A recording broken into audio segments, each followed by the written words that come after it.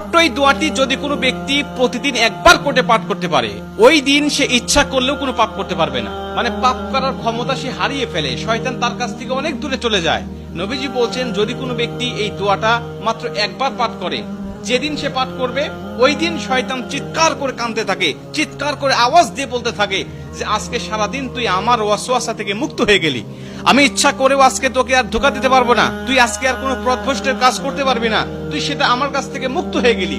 মানে এই দোয়াটার এতটাই পাওয়ার, এতটাই ক্ষমতা আল্লাহ পাক দিয়ে দিয়েছেন। অতএব আমরা এই দোয়াটা মুখস্থ রাখবো, ছোট্ট একটি দোয়া মুখস্থ করে প্রতিদিন আমরা তেলাওয়াত করবো। আমরা কিন্তু অনেকেই আছি পাপ ছাড়তে চাই, কিন্তু আমরা এমন কিছু দেখি বা এমন কিছুর সম্মুখীন আমরা হয়ে যাই, ওটা দেখার পরে আমরা নিজের উপরে নিজের কন্ট্রোলটা হারিয়ে ফেলি, তখন আমরা পাপ করতে বাধ্য হই বা পাপ শয়তান আমাদেরকে করিয়ে ফেলে। এজন্য যদি আমরা প্রতিদিন অন্তত ফজরের নামাজের পরে এই দোয়াটা যদি পাঠ করতে পারি, তাহলে আমরা কিন্তু শয়তান থেকে মুক্ত থাকবো ওই দিন সারাদিন। আর শয়তান থেকে মুক্ত থাকার কারণে আমরা ইচ্ছা করলে ওই দিন পাপ করতে পারবো না। নবীজি এই দোয়াটা শিখিয়েছেন, আউযু বিল্লাহিল আযীম, আউযু বিল্লাহিল আযীম ওয়া বিওয়াজহিল কারীম ওয়া সুলতানিহিল কাদীম মিনাশ শাইতানির রাজীম।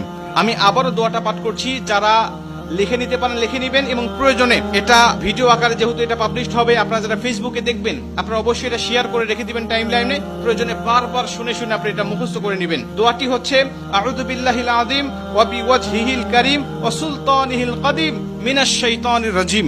এই দোয়াটা আপনি মুখস্থ করে নেবেন। আর এই দোয়াটা পড়ার কারণে কিন্তু শয়তান থেকে আপনি মুক্ত থাকবেন। আর শয়তান যেহেতু আমাদের প্রকাশ্য শত্রু, এই শয়তান কিন্তু আমাদেরকে জাহান্নামে নেওয়ার জন্য, জান্নাত থেকে আমাদেরকে বিরত রাখার জন্য বারবার চেষ্টা করছে। আমাদের সামনে থেকে, পিছন থেকে, ডানে থেকে, বামে থেকে, সব জায়গা দিয়ে কিন্তু শয়তান আমাদেরকে ধোঁকা দেওয়ার জন্য সদা ব্যস্ততা।